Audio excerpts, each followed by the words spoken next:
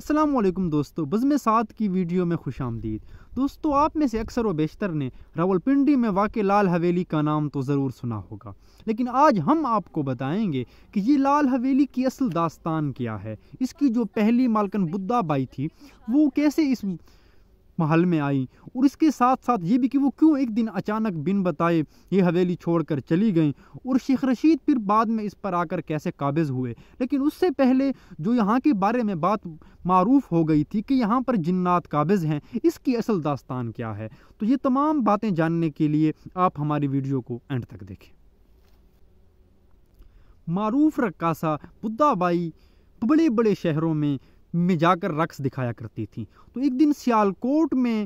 ایک معروف ہندو تاجر رام سہگل نے انہیں دیکھا تو انہیں وہ بہت پسند آئیں اور انہوں نے اظہار محبت کیا، اور آپ جیسا کہ جانتے ہیں کہ ایک کے پاس حسن کی فراوانی تھی تو دوسری کے پاس دولت کی بہتات، اسی وجہ سے ان کی جلد ہی شادی ہو گئی۔ تو یہ اس زمانے کی بات ہے جب یہ بات عام تھی کہ اپنی بیگم کے نام، اپنی محبوباؤں کے نام ایک محل تعمیر کرائے جاتے تھے اور انہیں بیگم کے نام کیا جاتا تھا۔ تو اسی دوران راج سہگل صاحب نے بھی سہگل حویلی کے نام سے ایک محل تعمیر کرایا اور اسے اپنی بیگم کے نام کر دیا۔ لیکن یہاں پر ناظرین یہ بات حیران کن ہوگی آپ کے لیے کہ جو راج سہگل تھا وہ ہندو تھا اور جو بدھا بائی تھی وہ مسلمان تھی، اور اسی لیے اس حویلی میں ایک مسجد بھی ہے اور ایک مندر بھی ہے، لیکن وہ جو دونوں اپنی اپنی عبادات کیا کرتے تھے اور ایک دوسرے کی عبادات میں بالکل کوئی بھی تکلیف واقع نہیں ہونے دیتے تھے۔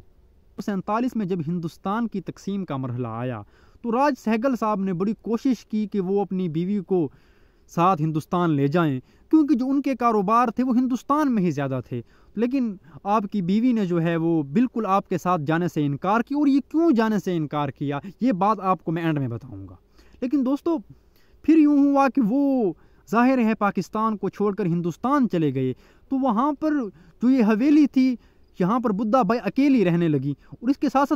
ساتھ آپ کا ایک بھائی بھی تھا، لیکن وہاں پر پھر کچھ یوں ہوا کہ جو آپ کے ارد گرد ماحول تھا وہاں میں بہت سی باتیں پھیل گئیں، چیمگویاں شروع ہو گئیں کہ جو حویلی ہے اس میں راج سہگل نے اپنی دولت کہیں دیواروں کے اندر دفن کر کے چھپا رکھی ہے، اور اسی وجہ سے وہ جو لوگ تھے وہ بدھا بائی کے جان کے در پہ ہو گئے اور آپ کو سے یہ چھپی ہوئی دولت چھیننے کے لیے اپنے پاپڑ بیلنے لگے، منصوبے بنانے لگے، اور بہت سے چوری کرنے کی نیت سے بھی یہاں پر لوگ آئے، اور پھر ایک دن جب چند چور ڈاکہ ڈالنے کے لیے یہاں پر آئے تو آپ کے بھائی نے بہت مزاحمت کی جس کی وجہ سے انہوں نے آپ کو قتل کر دیا۔ بھائی کی قتل کے بعد اور راج سہگل کے یہاں سے چلے جانے کے بعد بدھا بائی بہت ہی آرام سے اور آپ یوں کہیں کہ ویرانی کی زندگی بسر کرنے لگی تھی کہ ایک دن جو ہے پھر آپ بن بتائے کسی کو یہاں سے چلی گئیں اور پھر واپس آج تک نہیں آئیں۔ لیکن دوستو جیسے ہی وہ وہاں سے گئیں تو بہت سے لوگوں نے اس حویلی پر قابض ہونا چاہا، تو وہاں پر یہ بات بھی نہ جاننے اس بات میں حقیقت کتنی ہے کہ وہاں پر جو بھی آتا یا تو وہ غیر فطری طریقے سے موت کے منہ میں چلا جاتا، یا وہ وقت سے پہلے زندگی کو غنیمت جانتے ہوئے یہاں سے رفع چکر ہونے میں ہی اپنی عافیت سمجھتا، اور اسی وجہ سے یہاں پر کوئی بھی شخص، کوئی بھی بندہ قابض نہ ہو سکا۔ لیکن آخر کار 1985 میں معروف سیاستدان شیخ رشید نے اس حویلی پر قبضہ حاصل کر لیا اور محکمہ اوقاف سے اس حویلی کا ایک حصہ لے کر اس پر لال رنگ کر دیا، اور اس وجہ سے اس حویلی کو لال حویلی کہا جاتا ہے، وگرنہ اس سے پہلے تو اس حویلی کا نام سہگل حویلی تھا یا بھوت حویلی تھا، لیکن اب اس حویلی کا نام لال ہے۔ دوستو شیخ رشید صاحب کے آنے سے اس حویلی میں جان پڑ گئی، اور جو اس حویلی کی ویرانی تھی وہ پھر سے وہ